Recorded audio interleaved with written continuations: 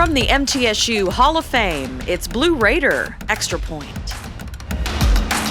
Hello, everybody, and welcome to Blue Raider Extra Point. I'm Abigail Martin alongside Noah Brady and Nick Frazier, sitting here in the Blue Raider Hall of Fame, ready to kick off another weekend full of football action. Let's go ahead and kick it off. We've got TJ Warner for this week's starting lineup. The starting lineup. 11th ranked Oklahoma State travels to West Virginia. The Cowboys have dominated this series, winning the last 6 meetings. This will only be the 13th all-time matchup between the pair. West Virginia is coming off a great win against Iowa State last week. Oklahoma State, however, lost to the Cyclones 2 weeks ago. This will be a tough in-conference matchup. Tennessee goes on the road to 18th ranked Kentucky. The Vols will be looking for revenge as the Wildcats defeated them 34-7 last year. Both teams are entering this game losing their past 2 games. This game is a night game at Kroger Field and will be electric to watch. 9th ranked Wake Forest takes on North Carolina. The Demon Deacons are led by quarterback Sam Hartman, who is putting up Heisman-type numbers. He has thrown for 2,475 yards and 22 touchdowns. Wake Forest has been on fire, with Hartman leading the way. North Carolina will look to upset them on their home field. 12th ranked Baylor plays at TCU. The Horned Frogs are struggling as of late, losing their last 3 games. Their defense is giving up 32 points per game and 445 yards per game. The Bears' offense is balanced, averaging 232 passing yards per game and 234 rushing yards per game. This could be a very high-scoring Big 12 game. 13th ranked Auburn travels to 14th ranked Texas A&M. The Aggies have the best win in college football this year, beating Alabama. However, Bo Nix is starting to be must-watch TV with his crazy elusiveness around the field making big plays. This is the only top 25 ranked matchup this week, and it will be a good one. I'm TJ Warner, and this has been the starting lineup.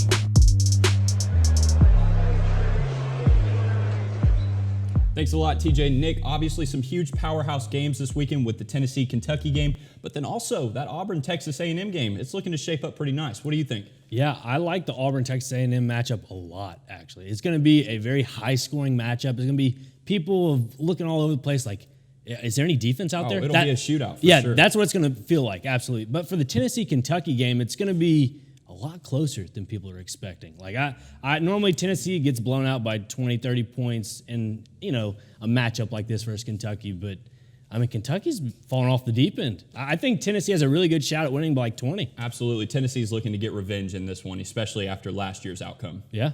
Yeah, they definitely have a chip on their shoulder. I mean, especially what you mentioned about Alabama. I kept checking my phone. I was sitting at the Braves game. I'm like, there's no way they're holding it like this together. So I expect them to come out very strong against Kentucky. But I do want to switch gears. Noah, what do you have for the Big Blue Review? So this week on the Big Blue Review, we're going to be checking in on the women's soccer team who's been going through conference tournament action. And then obviously we're talking about the MTSU and WKU matchup as MTSU makes the 100 miles of hate trip. The Big Blue Review. On Wednesday, the Lady Raiders soccer team began their Conference USA championship push as they were matched up with the number 2 seeded Rice Owls in the quarterfinal round.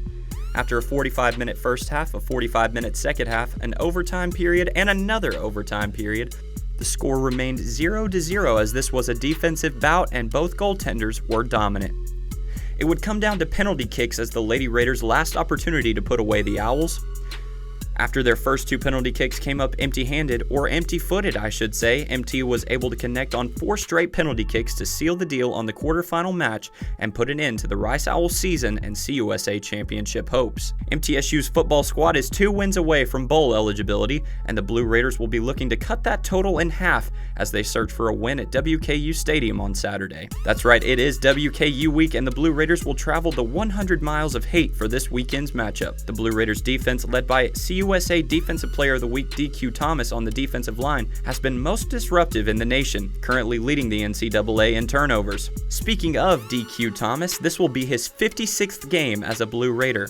The fifth-year man and team captain is making the most of his opportunities, as you can see here, and he'll look to cause some panic in the Hilltopper backfield Saturday afternoon. MTSU all-time against Western Kentucky is 35-34-1 and will be looking to retain their winning record this weekend. MTSU currently sits at 4-4 and looks to get on the winning side of 500 for the first time all season. While the last two head-to-head battles have ended in favor of the Hilltoppers, we'll see if lightning can strike again in WKU Stadium.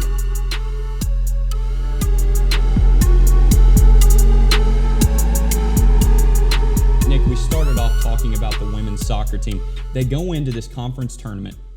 First game for them, they come out against Rice Owls, number 2 seed, by the way. They're playing up a seed.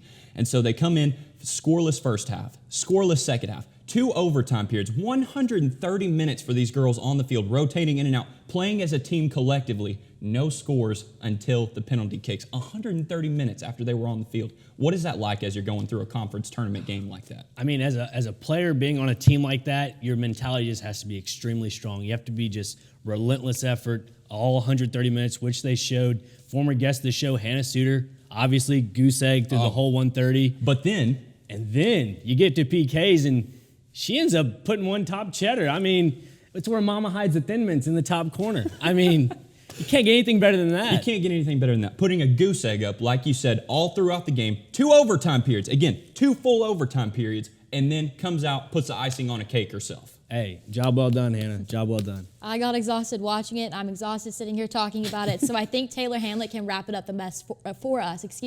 She said, chasing rings. That's all she left it for. So I think that actually captures the moment perfectly for this team. But unfortunately, we do have to take a quick timeout. We'll be right back with more on Blue Raider Extra Point. You're watching Blue Raider Extra Point. If I could go back and change it all, I would. I think I'm gonna miss you the most. I'm sorry. I'm so sorry. I'm so sorry. Maybe it's just the little moments. If I could go back and change it all, if I could go back, I would. But I can't.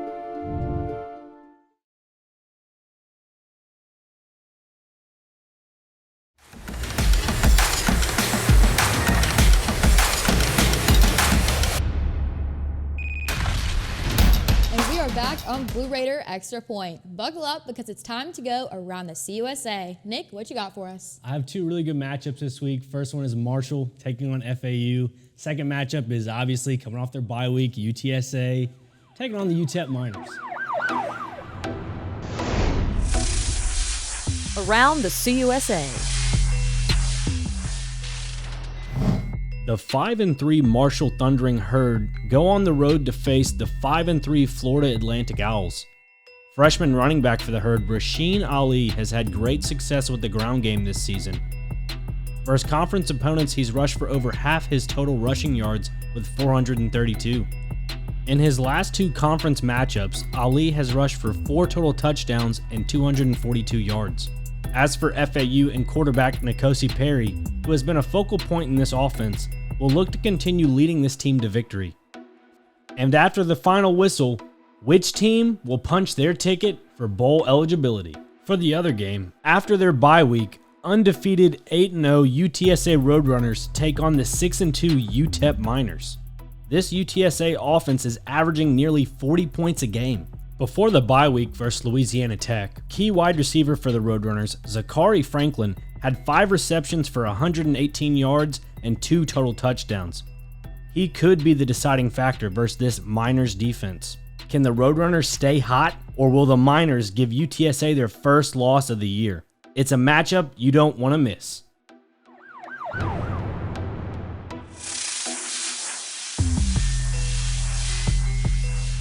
So Noah, around CUSA this week, we got FAU and Marshall, both 5-win teams, looking to punch their ticket to be bowl eligible. What are your thoughts on it?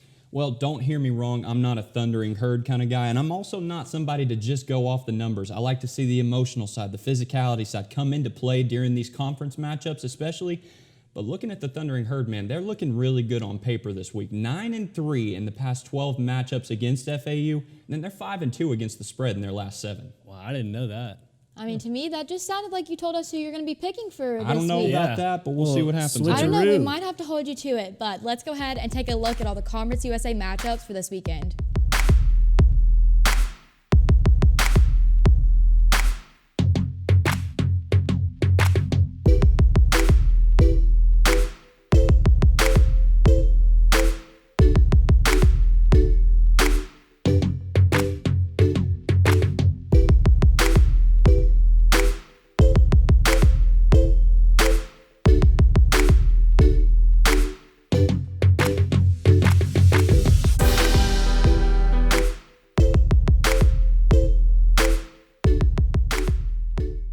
Let's send it over to Ayana Bronner for this week's Blue Raider Spotlight.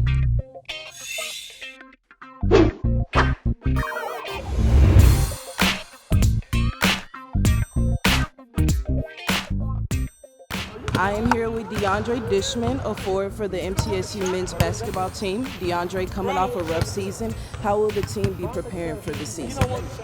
We've been preparing all summer. You know, it's been last summer we didn't get to come together with COVID, so being that we had a whole summer together, we've come closer.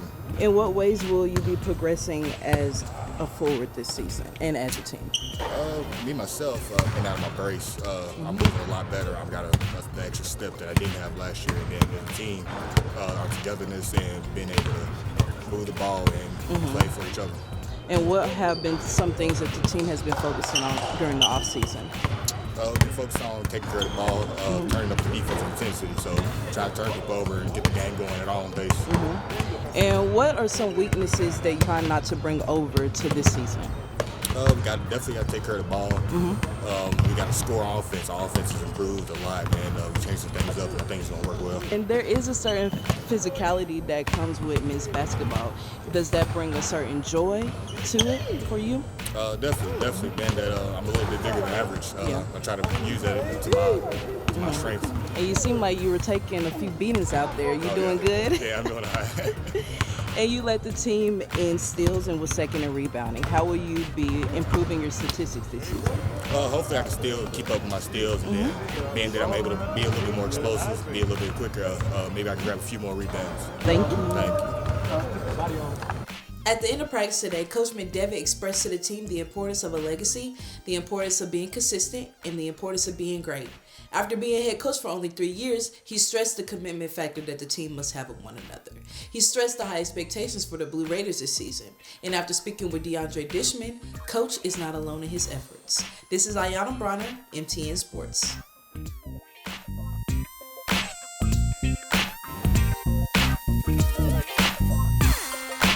Thanks, Ayana. Great spotlight. We'll be back with more with Blue Raider Extra Point.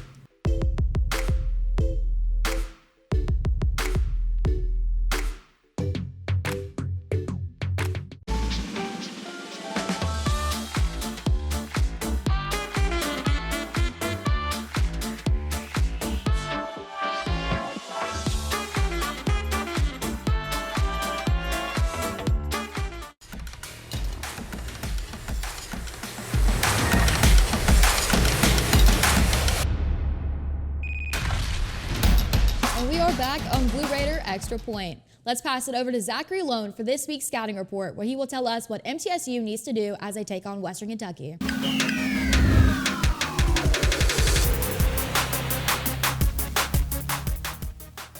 This weekend, the 100 Miles of Hate renews its rivalry as the Blue Raiders travel to Western Kentucky Hilltoppers. The Hilltoppers are in the midst of a 3-game winning streak in which they have outscored their opponents 122-52. Something to watch out for in this game is that the Hilltoppers are the #1 scoring offense in Conference USA. They have averaged almost 40 points per game. This is worrisome for the Blue Raiders because they rank 8th in scoring defense, giving up 28 points per game. The Blue Raiders have been very good this year at forcing turnovers. So, this is big for the Blue Raiders to try and stop this Hilltoppers offense.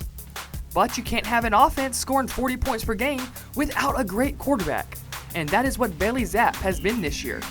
He ranks first in Conference USA in total yards per game with 432. He already has over 3,000 passing yards. And the offense is number 1 in offensive plays this year with 378. This weekend, the Blue Raiders have a tough task, but with a win, they would be 1 win away from being bowl eligible. This weekend should be a good one as the Blue Raiders hope to return to Middle Tennessee with a win over rival Western Kentucky.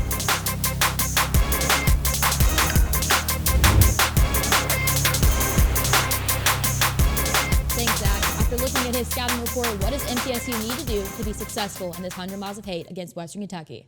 Well, my first key is be a midfield threat on offense. You know, Western plays a cloud coverage defense. You kind of want to look for those under routes, some crossing routes here and there. So if MTSU's offense can do that, I think they have good success on their 100 miles of hate. My second key would be to get off the field. Make sure you pressure the quarterback. You know, last week, Jordan Ferguson was ranked first, according to Pro Football Focus College, ranked as a grade of 90.7. Very impressive. He's a key asset on this defense.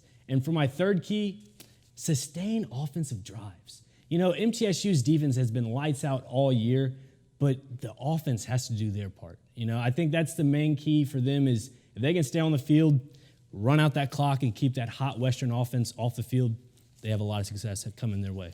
Well, Nick, if Lightning is going to strike in Western Kentucky Stadium, they're going to have to respect the legacy. And that's my first key, respect the legacy. Ever since that October game in 1914, over 100 years ago now, wow, over 100 years ago now, when MTSU went into Western and beat them 47-0, back-to-back years, mind you.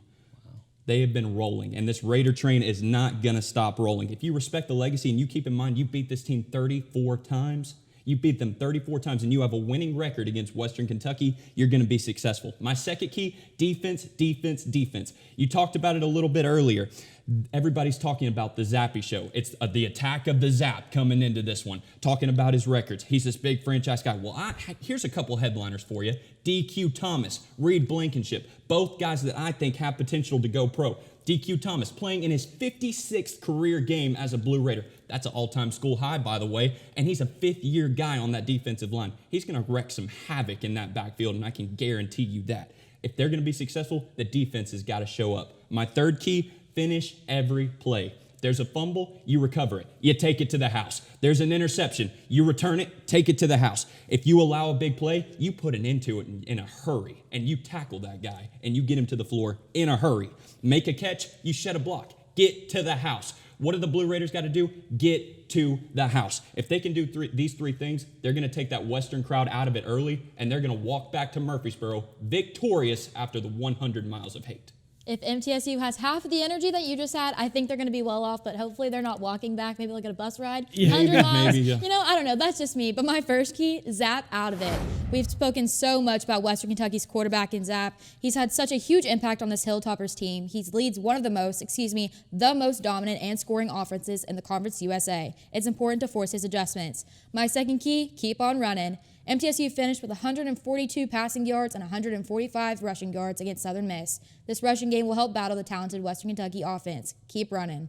My third key, shift gears. 100 miles of hate, so shift into a higher gear. Maybe get an oil change while you're at it. I'm not sure. But we've seen a lot of growth this season, and it seems to be falling right into place at the right times. You're coming off of a homecoming win and now facing your Conference USA rival, who's also coming off of a big victory. Kick it into a higher gear. Those are our keys for the Blue Raiders to be successful at Western Kentucky this week. We'll be back with more, including the picks on Blue Raider Extra Point.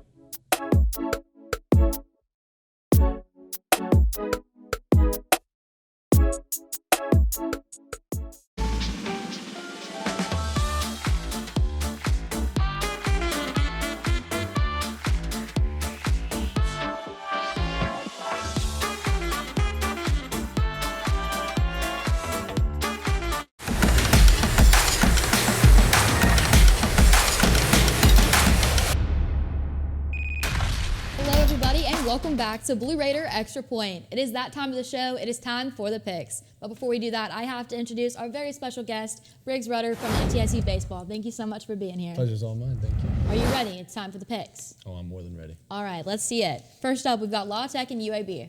I'm definitely fading La Tech. They've kind of fallen off the deep end the last couple weeks. Give me UAB, please. Yeah, both teams in this one coming off big CUSA losses, but I'm taking UAB in this one at home. Gonna have to go with UAB in this one. Mom's from Alabama, gonna take the homeland for her, so going UAB. I have UAB as well. Like you said, La Tech has struggled on defense. UAB has 24 or more points in 6 of their 8 games. That's an easy one for me. I've got UAB. Next up, North Texas and Southern Miss.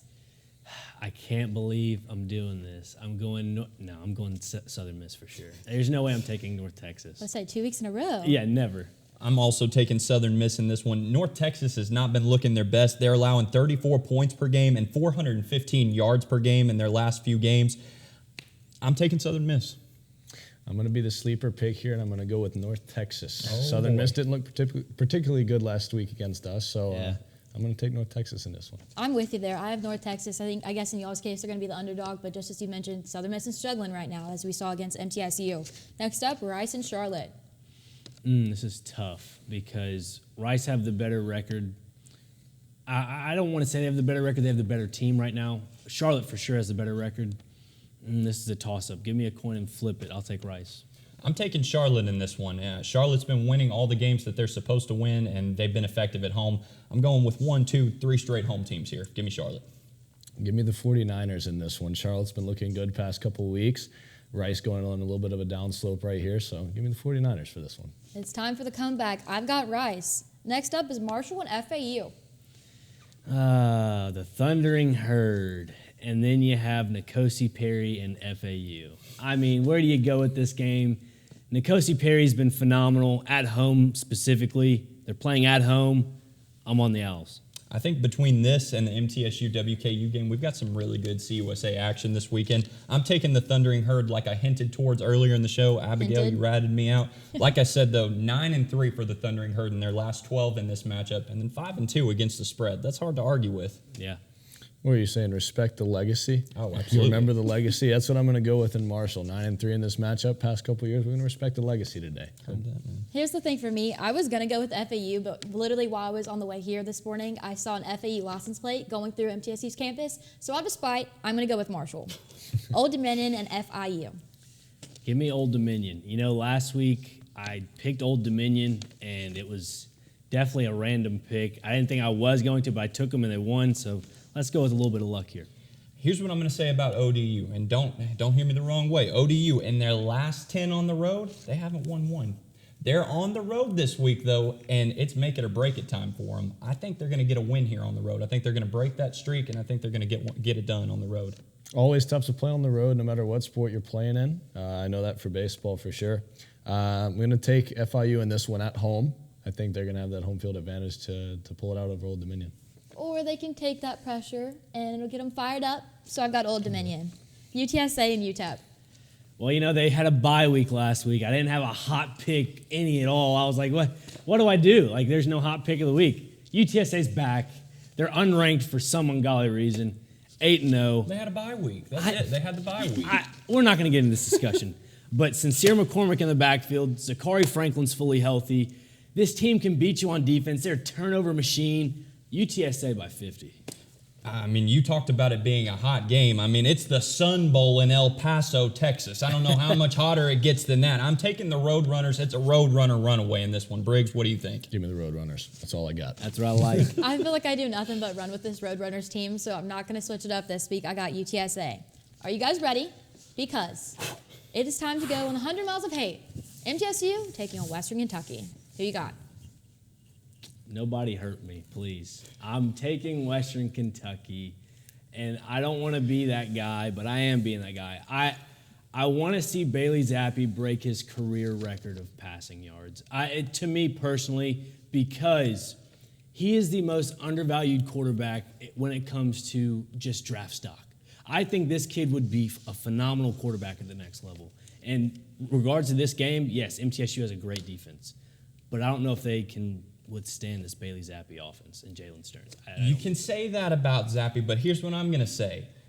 CUSA football and NFL football, apples and oranges, really couldn't be further from apart from each other. That's all I'm saying. But in spite of that, I'm taking MTSU on the road this week. They're staying bowl eligible. They're going and picking up a win. They're going to be one win away by the time Saturday night comes around from getting into a bowl game. Give me the Blue Raiders in this one. Lightning is going to strike. I'm going to have to go with the Blue Raiders in this one 100%. We're just not big fans of the Hilltoppers up in Bowling Green. So, I'm going to go with the Blue Raiders. I think Reed Blankenship is a fearful menace to be looking over the offensive line at as a quarterback, no matter how many touchdowns you're throwing. So I'm going to go with the Blue Raiders in this one. I absolutely agree. I have the Blue Raiders for this one. You have DQ, you have Reed stepping up, you have Chase, you have Mike that even just played an excellent game against Southern Miss. They're fired up, they're ready to go, just coming off of their homecoming victory, now traveling to Western Kentucky. It's a rivalry matchup. It's easy. I got the Blue Raiders for that one. Check out Blue Raider Extra Point on Instagram and Twitter. Well, Briggs, before we let you go, I have to ask, not only are you an athlete for baseball, but you also played basketball, and you're quite good at it whenever you were in high school. All-time leading scorer with 1,964 points. Yes, y'all heard me right. I'm not going to repeat it. What led you to baseball? What was basketball like to you? Talk to me about these changes that you're seeing. Well, I really got into basketball. I'd always been into baseball since I was 5. I loved playing baseball. Basketball I got into in middle school when Steph Curry was kind of coming up with the Golden State Warriors, and he was just transitioning the game. He had the swagger, he had the shot. Pulling shots from 30 feet was not normal at the time. So I was like, wow, I like this guy. So I started throwing on the leggings. I was like, Mom, I want to play a little bit more basketball. Got into 6th grade, started playing with the same coach that coached me all the way through senior year. And I just kind of fell in love with it during the winter. At first it was kind of to stay in shape for baseball season, but I kind of fell in love with the game. I would play it, and then I'd have baseball during the summer, baseball during the spring, then right back to basketball kind of in the late fall. So just kind of played, just went out and had fun with it. It worked. It worked. A year-round athlete. It transitioned to another sport of baseball, which you play now. Now, being with this MTSU baseball team for a year now, being able to tweak your game where it needs to be, tweaked. Has it been fielding? Has it been hitting? Like, what's your craft that you had the offseason you tried to build on? I'd say I focus more on the mental side.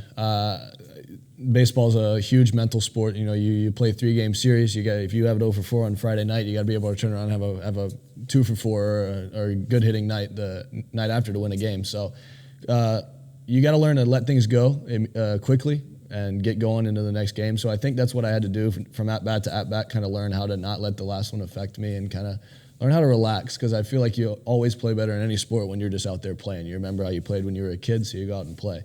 So that's what I focused on, and it bled into my hitting and bled into my catching and just helped both of those areas. So I feel confident now, and I feel comfortable. That's the biggest thing. Briggs, what's your favorite part about being behind the plate for the Blue Raiders? I love being a part of every play. You're not ever out standing around. You're not ever, kicking dirt around. You're looking to get a sign. You're thinking the game. You're getting to catch every pitch. You're getting a call. You're getting to communicate with the pitcher. It's just the constant activity and what you got to do. And I love being back there with the umpire. I like talking to the umpire. That's always fun. And just being a part of every play. I think that's the coolest part. And you kind of get a chance to command the field a little bit. Well, Briggs, thank you so much for being here. We really appreciate it. It's time to see how those picks are going to play out for each of us. But unfortunately, that wraps up today's show. Thank you for tuning in to Blue Raider Extra Point. Make sure you're tuning in every Saturday morning right here on True Blue TV at 10:30. And make sure to check us out on Instagram and Twitter. We want to hear from you. And if you missed this or any episode, you can find those on our website, MiddleTennesseeNews.net, or on our YouTube page, MTN Sports. Thank you so much for tuning in, and we'll see you next Saturday for our next episode. Scoring title at the high school. That's what I'm saying. It's just what